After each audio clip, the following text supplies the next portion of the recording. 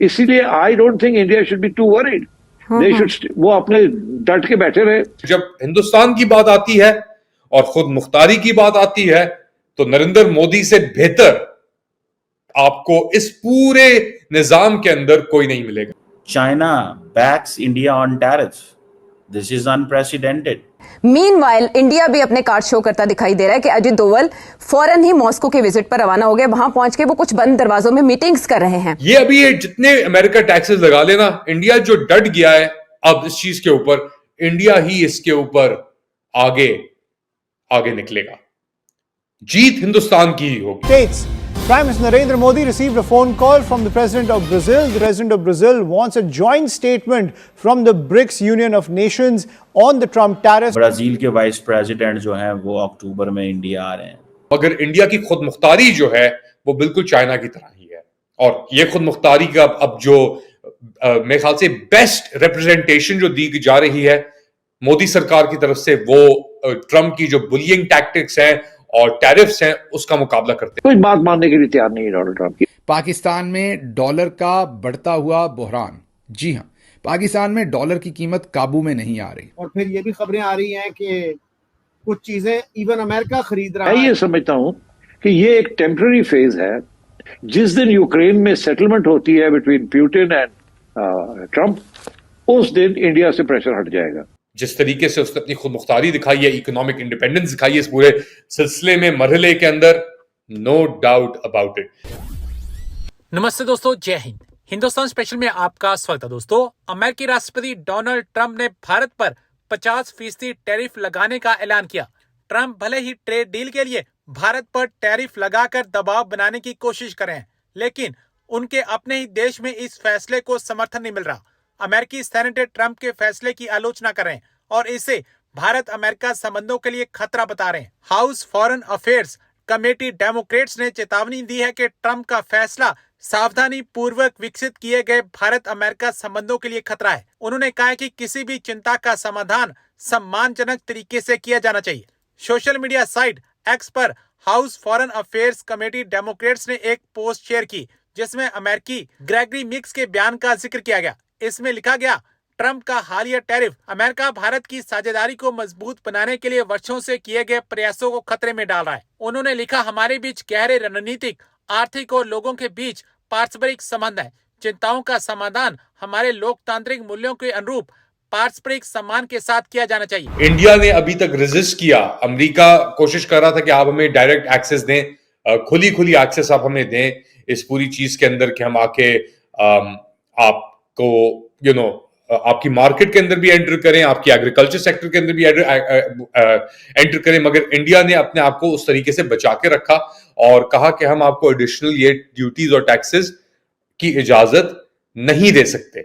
तो इसके बाद अब क्या होगा, जो भी आप बात कर लें, एक बात वाज़ेह है, नरेंद्र मोदी जैसा भी दुनिया के अंदर अपना पाकिस्तान से जैसा समझे या और दीगर ममालिक कैसे समझें, आप इल्जाम लगा दें नरेंद्र मोदी के ऊपर, यार उसने ये किया नहीं किया, मगर जब हिंदुस्तान की बात आती है और खुद मुख्तारी की बात आती है तो नरेंद्र मोदी से बेहतर आपको इस पूरे निजाम के अंदर कोई नहीं मिलेगा। चले सही है, इंडिया की इकोनॉमी चाइना की जितनी बड़ी नहीं है, मगर इंडिया की खुद मुख्तारी जो है वो बिल्कुल चाइना की तरह ही है।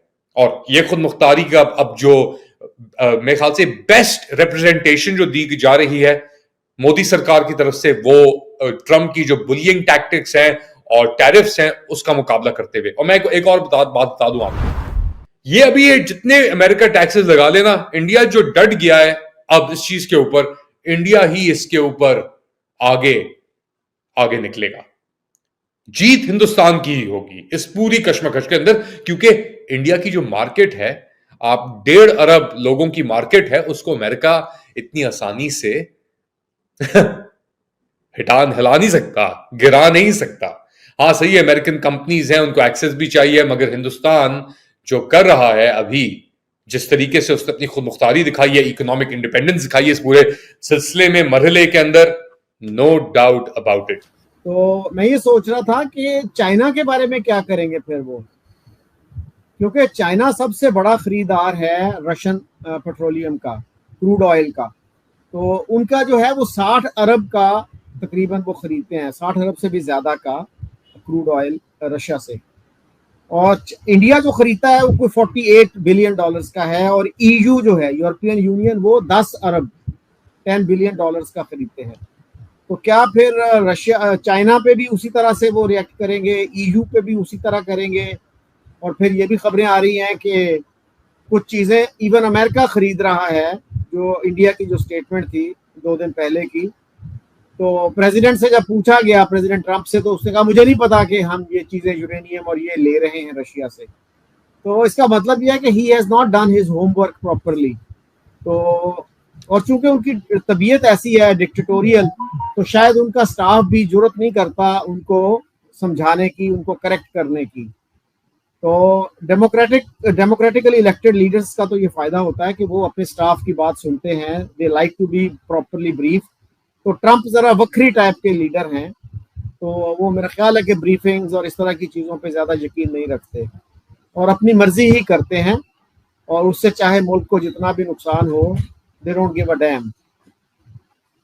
बिल्कुल बिल्कुल ऐसा ही है सर। लेकिन सर भारत जो है उसको इस तरह से साइडलाइन कर देना या हार्ड टाइम देना जो है, वो क्या इस वक्त जरूरत महसूस हो रही है आपके ख्याल से ट्रंप को? क्योंकि इनकी तो बहुत दोस्ती रही है, जब कभी डोनाल्ड ट्रंप पावर में आए हैं तो हमेशा पीएम मोदी हो या भारत की गवर्नमेंट हो, उन्होंने बहुत सपोर्ट किया है ट्रंप को। जी सपोर्ट तो किया। आज मैं एक इंडियन के साथ बात कर रहा था, Sunil Sharan, he is an American citizen but he lives in Delhi these days. तो वो ये कह रहे थे कि बड़ी वजह शायद नाराजगी की ये है कि इंडिया ने प्रेसिडेंट ट्रंप की जो नॉमिनेशन है as a Nobel prize candidate, उसको सपोर्ट नहीं किया, तो उसका शायद वो बुरा मान गए हैं। अगर ये बात है तो ये तो बड़ी पैटी रीजन है। तो नोबेल प्राइज का तो उन्होंने खुद भी कह दिया था कि ये सिर्फ लिबरल लोगों को मिलता है और वो अपने आप को लिबरल नहीं समझते। तो अब जो है, जैसे मोहित पीरजादा ने कहा था कि भाई काफी हो गया, अब रियलिस्टिक डैमेज असेसमेंट दें, ऑनेस्ट जो है असेसमेंट दें कि क्या नुकसान आपका हुआ, क्या दूसरी साइड का नुकसान हुआ। तो उस पर आने के बजाय, और हमारे बड़े बड़े जर्नलिस्ट भी जो हैं इस दफा, उनकी भी अप्रोच बहुत मुख्तलिफ थी। इवन नजम सेठी को आप देख लें, बाकी लोगों को देख लें जिनसे आप एक्सपेक्ट करते हैं कि थोड़ा हट के बात करेंगे, वो भी यही कह रहे थे कि जी ये फॉल्स फ्लैग ऑपरेशन है। 9/11 को भी कह दिया फॉल्स फ्लैग ऑपरेशन है। ये जो हमास का हमला था 7 अक्टूबर वाला, उसको भी कह दिया कि ये भी फॉल्स फ्लैग ऑपरेशन था। तो भाई फिर क्या पीछे क्या रह जाता है? आप जब इंडिया से ये क्लेम करते हैं, डिमांड कि भाई आप एविडेंस दें हमें, तो वो भी तो आपसे कह सकते हैं ना कि आप इस बात की एविडेंस दें कि कैसे ये फॉल्स फ्लैग ऑपरेशन था। मतलब जो आप मयार दूसरी पार्टी के लिए मुकर्रर कर रहे हैं, आप पे वो क्यों अप्लाई ना किया जाए?